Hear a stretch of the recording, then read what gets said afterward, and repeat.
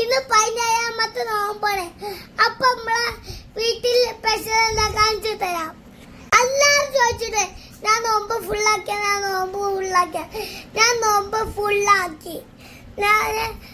ഫുള്ളാക്കിക്കാണ്ട് എന്റെ വയറൊക്കെ നിറച്ചു. എന്നിട്ടാണ് ഞാൻ ഈ വീഡിയോ ഒക്കെ എടുക്കണ്ടേ.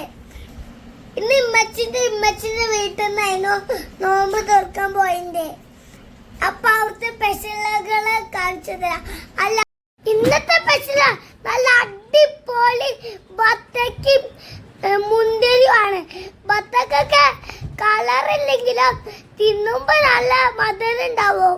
പിന്നെ അടിപൊളി സമൂസയാണ്. സമൂസന്റെ ഉള്ളിൽ കുറെ ചിക്കനുകളുണ്ട്, കുറെ വെജിറ്റബിളും ഉണ്ട്. പിന്നെ അടിപൊളി കൊക്കവടിയും. പിന്നെ നല്ല അടിപൊളി മുന്തിരി ജ്യൂസും അടിപൊളി നാരങ്ങ വെള്ളം അത്രക്ക് എസല്ലൊന്നായിരുന്നു. നല്ല അടിപൊളി തേങ്ങ ചിക്കൻ കറിയും പിന്നെ അടിപൊളി പത്തിരിയും നല്ല അടിപൊളി ചിക്കൻ ബിരിയാണിയോ ചിക്കൻ പൊരിച്ചതൊക്കെയാണ്.